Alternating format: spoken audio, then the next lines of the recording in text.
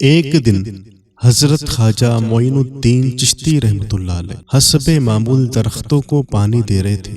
حضرت شیخ ابراہیم قندوزی رحمۃ اللہ علیہ گھومتے پھرتے اس باغ کی طرف آ نکلے۔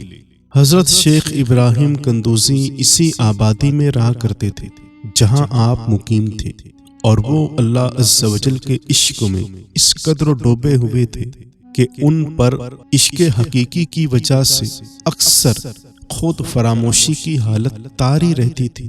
آبادی کے بچے اور بوڑھے انہیں مجذوب کہا کرتے تھے اور قدر کی نگاہ سے دیکھتے تھے۔ جس وقت تو آپ رحمت اللہ علیہ کی نظر حضرت شیخ ابراہیم قندوزی پر پڑی تو سب کام چھوڑ کر آپ ان کی جانب متوجہ ہو گئے اور آگے بڑھ کر خوش آمدید کہا اور دست مبارک کو بوسہ دیا۔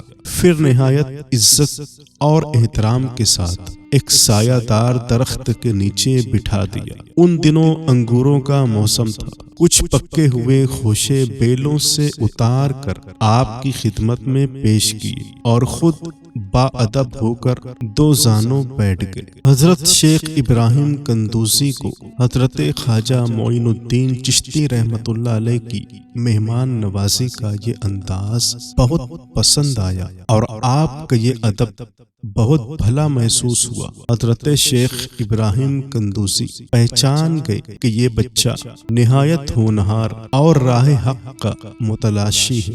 حضرت شیخ ابراہیم قندوزی رحمۃ اللہ علیہ نے اپنی جیب سے ایک کھلی کا ٹکڑا نکالا اور دندان مبارک سے چبا کر حضرت خواجہ معین الدین چشتی رحمۃ اللہ علیہ کے منہ میں ڈال دیا۔ وہ کھلی کا ٹکڑا شباب معرفت کا ایک جام تھا جسے پیتے ہی آپ پر خودی کی کیفیت طاری ہو گئی اور نگاہوں سے تمام حجاب دور ہو گئے۔ آنکھوں میں نور ہی نور چھا گیا۔ کائنات کے حجابات سامنے سے اٹھ گئے۔ جوش حیرت قلب پر طاری ہو گیا اور آنکھیں کھلی کی کھلی رہ گئی۔ یہ نہیں کہا جا سکتا کہ حضرت خواجہ معین الدین اس حالت فراموشی میں کب تک آئینہ حیرت بنے رہے۔